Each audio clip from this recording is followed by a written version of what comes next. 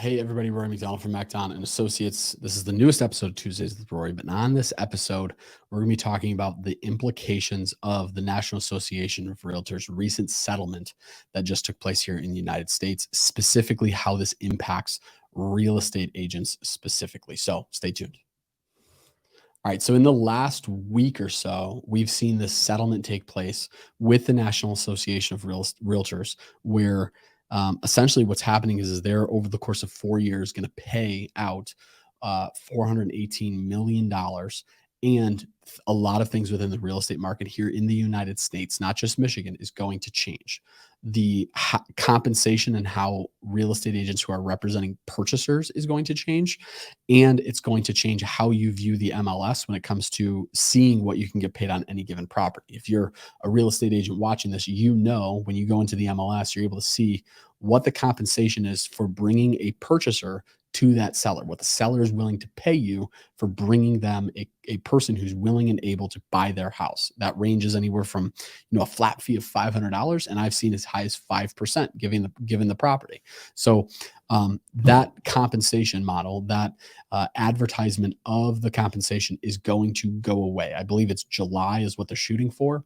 That advertisement and the compensation of that is going to go away. All the communication and all the negotiation of your commission is now going to 100% be a part of your offer. So if you're somebody who sends over like notice of buyer agency agreements to a seller, that's part of the offer. Now you're going to need to include that and have it read what it is that your compensation is for bringing a purchaser. However, this is also going to change your communication with a buyer. Purchasers right now, if you're working with them, and this is anybody, you should be putting your buyers in what's called a buyer agency agreement. It's essentially the same thing as exclusive right to sell, only saying that you're representing the buyer.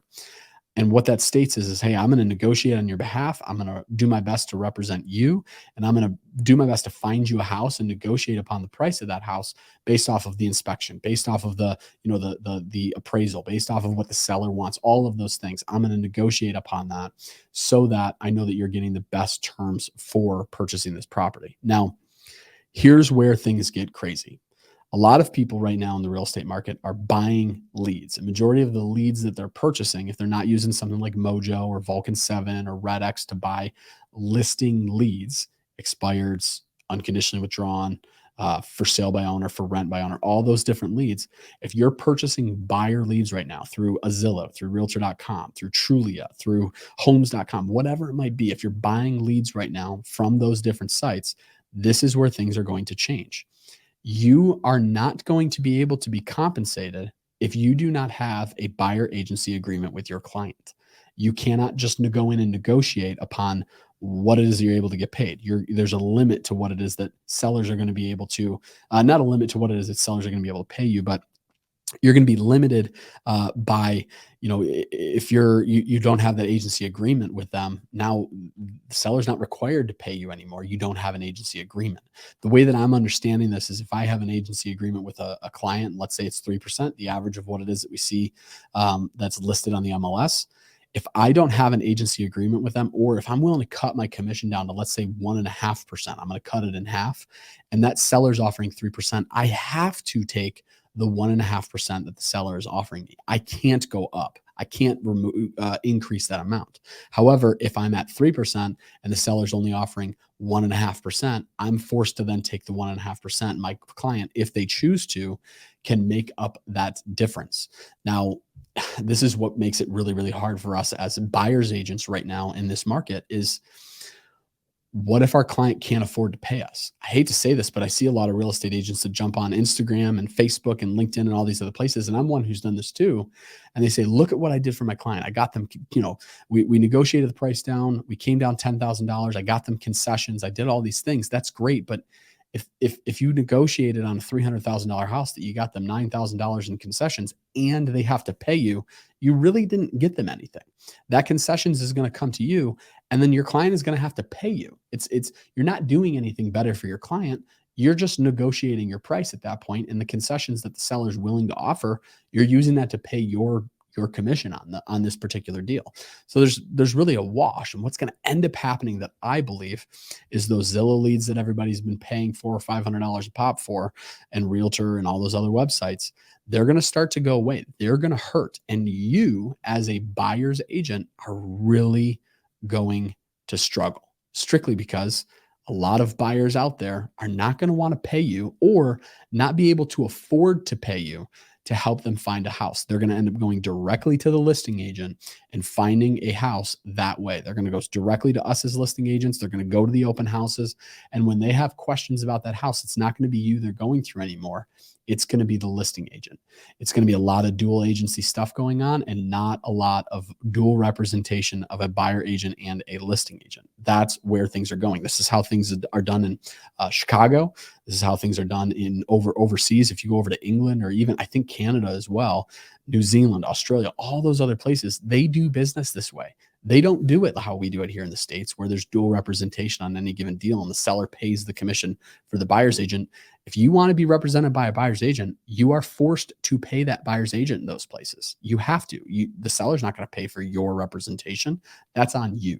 So that's a big thing that's changing. And if you're an agent right now, I know one of the things that was huge for me. If my background is in education, and when I first started my team, one of the things that I was super focused on is training agents, not how to just find a client who's a purchaser and go sell them a house, but how to find a listing, how to go out and to help somebody who's trying to do this on their own and is going to net less money selling on their own versus using us as real estate agents over here at MacDon and Associates. So I trained a lot of people, and a lot of them ended up going right back to the easiest thing, and that's representing a buyer. It's not hard to represent a buyer.